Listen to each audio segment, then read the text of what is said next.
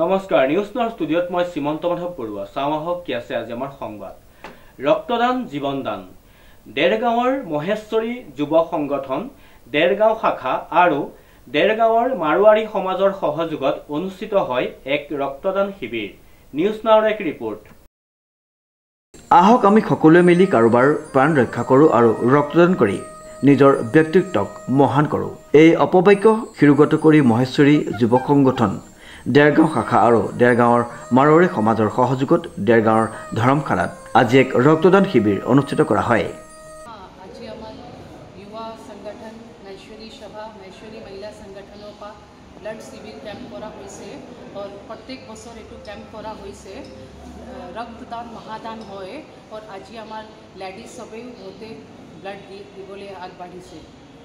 এই ৰক্তদান শিবিৰত কুশলকুঁৱৰ চিভিল হস্পিটেলৰ চিকিৎসাকৰ্মীসকল উপস্থিত থাকে। উল্লেখযোগ্য যে দেৰগাঁও চহৰৰ এটি সামাজিক সাংস্কৃতিক অনুষ্ঠান মহেশ্বৰী যুৱ সংগঠনৰ এনে প্ৰচেষ্টাক স্থানীয় ৰাইজে শলাগ লৈ আগলৈও এনেদৰে সেৱা আগবঢ়াই যাব বুলি আশা প্ৰকাশ কৰে।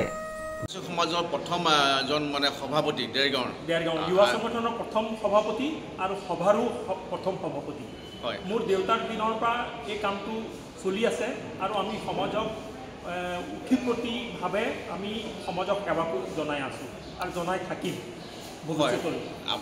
আপোনাৰ দিনতে আৰম্ভ হোৱা কামটো আজিও আপোনাৰ নতুন চামে কৰি আছে, আপোনাৰ কেনে লাগিছে? নতুন চামে কৰি আছে, ভাল লাগিছে। এইটোকে চাই পেলাই যে युवा সংগঠনৰ ল'ৰাবিলাকে উঠি পৰি কামবিলাক কৰি আছে। ভৱিষ্যত দিনত যি চাম উঠি আহে তেওঁলোকেও এইটো অৰিজিনেল লৈ পেলাই কামটো কৰি থাকি যাব।